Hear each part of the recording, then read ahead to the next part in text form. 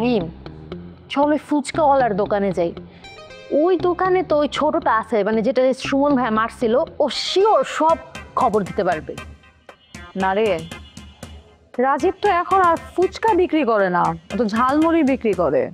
আমার বাসা নিতে আসছিল তো, তোকে বলছিলাম না? মায়ের লাগছে আমার দেখে, এত সুন্দর একটা ছেলে ঝালমুড়ি বিক্রি করে জীবন পার করতেছে। তোর তো মায়া লাগছে, আর আমি তো একদম প্রেমেই পড়ে গেছি। আমি ওরে খুঁজে বের করব, ওরে খুঁজে পেলেই আমি ওরে বিয়ের প্রস্তাব দিয়ে দিব। তাইলে ওরে বিয়ে করার পর আমাদের যে ব্যবসা প্রতিষ্ঠান ওটাতে বসাই দিব। জুলি, হ্যাংলামি করবি না। রাজীবের সাথে যত ঝামেলা ঘটছে ওগুলো আমার সাথে ঘটছে। তুই ওখানে ছিলি নীরব দর্শক, ওটা প্রেমে কিভাবে পড়ে গেলি সেটা তো আমি বুঝলাম না। মিম, তুই সারাক্ষণ যারা অপমান অপদস্থ করস, ওকে যদি আমি কাছে টেনে নিই তাহলে তোর সমস্যা কি? আছে, সমস্যা আছে, কিন্তু এখন তুই এটা বুঝবি না, তুই বুঝবি পরে।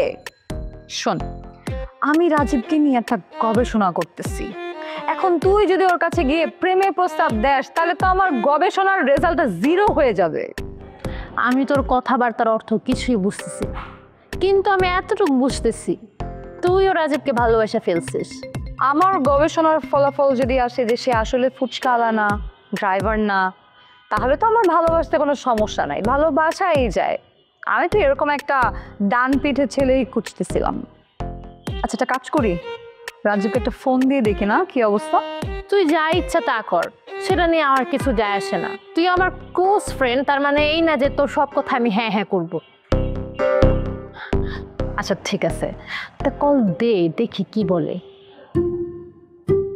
আপা, যদি খাওয়ানোর সময় না হইতো, পেটে ঘুরে না লাগতো, আমি এত জোরাজুরি করতাম না। আমার 50 টাকা দিতেন, আমি হাসি মুখে যাইতাম গা। হাফা, আমি কিন্তু চলতে পারতেছি না, মাথা ঝিম মেরাইতেছে।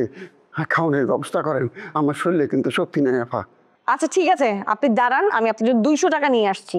200 টাকা দেওয়ার পর কোনো প্রশ্ন চলবে না, সোজা আপনি চলে যাবেন। আপা, 200 টাকায় ফুসবো না আপা, 200 টাকায় খাওয়ান যাইব না। 200 টাকায় খাইতে হইব আধা ফাটা।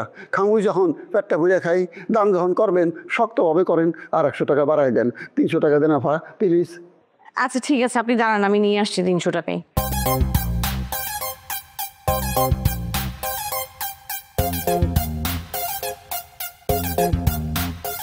ভিক্ষার চাইতে ভালো ব্যবসা আছে, খালি কাস্টমারে বুঝাইতে পারলে সেল সেলায় টাকা আইব।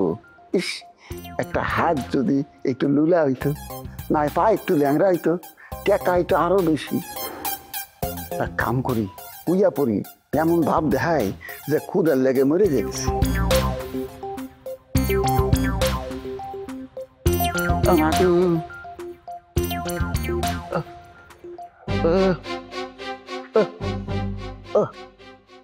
এই কি ব্যাপার, কি হয়েছে আপনার? আফা, আফা ক্ষুদায় খাওয়াই থাকবার পাত্তা ছিলাম না, মাথা ঘুরান দিয়েছিল, তাই ঘুরে পড়ছি। আচ্ছা আচ্ছা দাঁড়ান, আপনি 500 টাকা নেন, নোটটা নেন। আপনি ভালোভাবে খাওয়া দাওয়া করে নেন, ঠিক আছে? আলহামদুলিল্লাহ, আলহামদুলিল্লাহ। আফা, একটু সালাম করি, একটু সালাম করে।